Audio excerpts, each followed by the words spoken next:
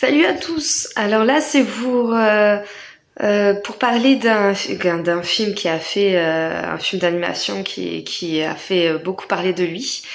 Comme vous avez vu dans le titre, donc c'est Le Chapeauté 2. Donc déjà que moi je suis déjà une grande fan de tout ce qui est, j'ai gardé mon âme d'enfant quoi. Tout ce qui est les Walt Disney, tout ça, puis les bons films, Kung Fu Panda et tout. Mais alors là, j'ai été voir ce film en famille, mais je m'attendais mais pas du tout à ça. C'est-à-dire, c'était un film magistral. Déjà, toute la saga Shrek, voilà, quand on connaît, on est attaché au personnage, l'âne, le chapeauté, voilà, Shrek en lui-même, avec par le style, il a eu sa femme Fiona, des enfants, tout ça, tout ça. Mais alors là, le chapeauté, j'avais déjà kiffé le 1, mais alors le 2, c'est à la limite que j'allais retourner le voir au cinéma, en fait, pour vous dire.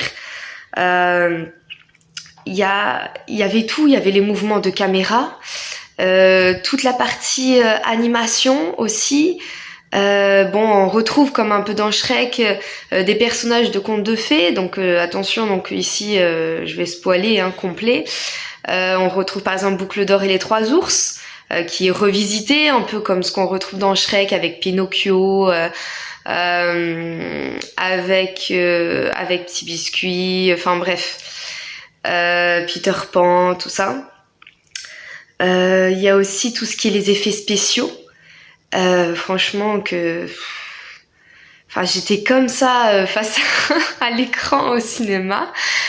Et le scénario en soi, on passe en fait un chapeauté qui dans le 1 il a peur de rien, sûr de lui, même arrogant, un peu hautain, finalement à un personnage qui est finalement très attachant. Et pourquoi? Je vais vous expliquer, mais grosso modo parce ça va mettre en lumière, le 2 va mettre en lumière les faiblesses finalement du chapeauté, qui finalement il est comme tout le monde, comme vous et moi, et qui a des peurs également. Donc pour replacer le contexte, dans le 2, on a le chapeauté on voit qu'en fait l'histoire du chat qui a 9 vies, qui va l'une après les autres les utiliser finalement très bêtement, des morts qu'il aurait très bien pu éviter. Et puis il va face au médecin, il va réaliser, le diagnostic va être posé qu'il lui reste sa dernière vie. Et donc là, ça va prendre tout son sens, ça va remettre en question sa propre identité, dans la mesure où le chapeauté justement, quelque part, ne sera plus aussi confiant. Il va jouer donc sa dernière vie, il va plutôt vivre sa dernière vie, mais comme jamais auparavant, il va prendre conscience du caractère précieux justement, de tout ce que offre la vie, les nouveaux personnages attachants, et puis également il y a ce méchant qu'on parle tant, qui nous fait glacer le sang, déjà rien que la manière dont il a été réalisé, et qui arrive comme ça et par effet de surprise lorsqu'on s'y attend pas, et avec ce sifflement que je vous mets.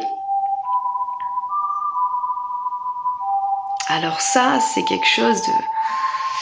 Franchement, perso, voilà, des frissons quoi. Il est tellement bien fait, et c'est un méchant qui va représenter en fait concrètement, on va rapidement comprendre, la mort, mais réellement, qui est complètement personnifié dans une apparence de loup, et qui vraiment est là pour...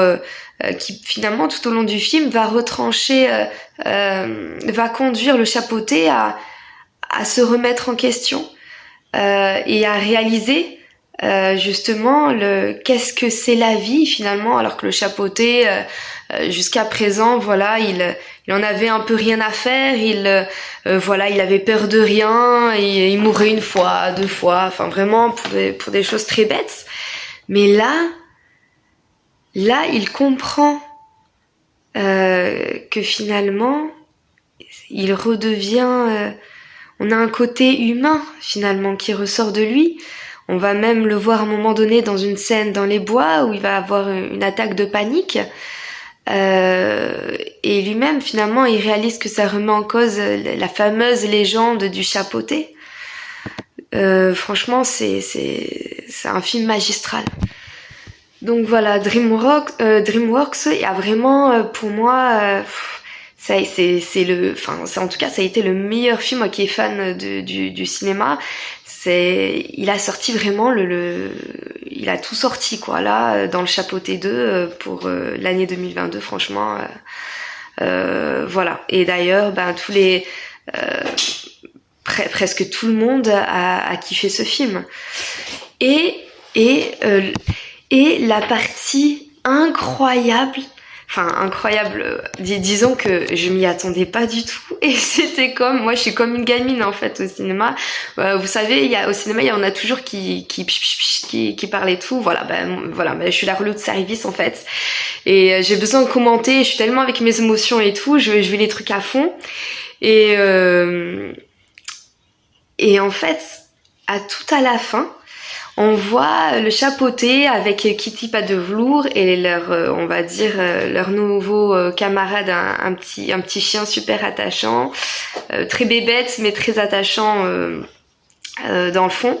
Et ils vont partir à la fin du film, donc ils voguent donc sur un bateau. Et lorsque donc ses camarades vont lui poser la question, où est-ce qu'ils vont se rendre? Et là, à cet instant précis, on entend la musique de Shrek. Mais ceux qui connaissent Shrek, donc, on reconnaît cette musique. Est-ce qu'on va au giste? À la recherche de nouvelles aventures et retrouver de bons vieux amis.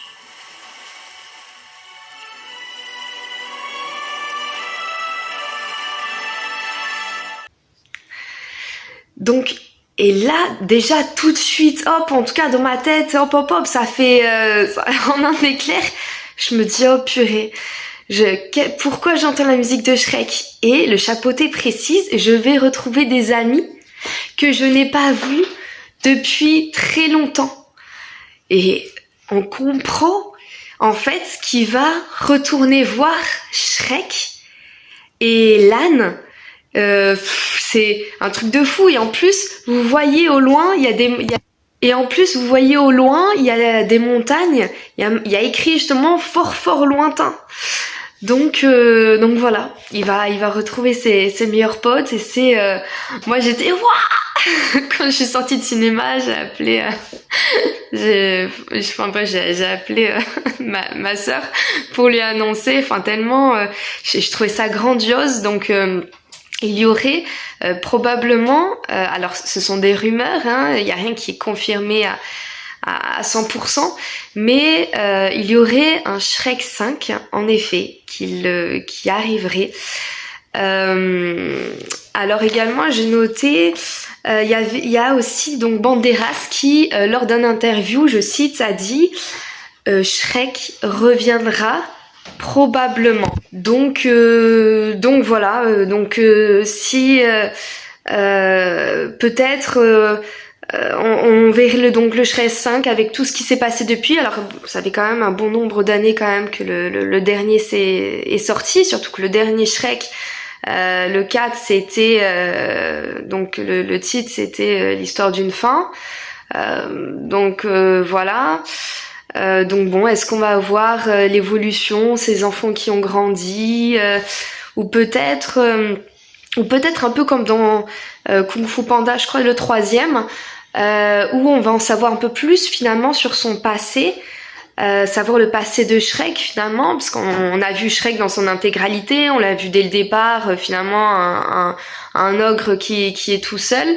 voilà, petit à petit, donc voilà, il va se faire des amis au fil des périples, il va rencontrer Fiona, il aura des enfants, donc tout ça, mais finalement son passé, on n'en sait rien, à part que on en sait par le 3 quand il va s'adresser à Arthur, je crois, qu'il a failli se faire dévorer par son père, donc génial comme rapport père-fils, mais on n'en sait pas plus, donc est-ce que ça ferait un retour en arrière de son passé? On verra bien. Mais oui, à ce moment ça ferait un peu comme Kung Fu Panda, oui je crois que c'est le troisième, où finalement donc on voyait Po qui voyait son père, et un peu plus on en savait sur son passé quand il était petit, quoi. Donc voilà, donc dites-moi en commentaire ce que vous avez pensé du Chapeauté 2, et si vous aimez comme moi la saga de Shrek. Et voilà, n'oubliez pas de vous abonner, de liker, et voilà. Et vraiment, prenez bien soin de vous. Bye!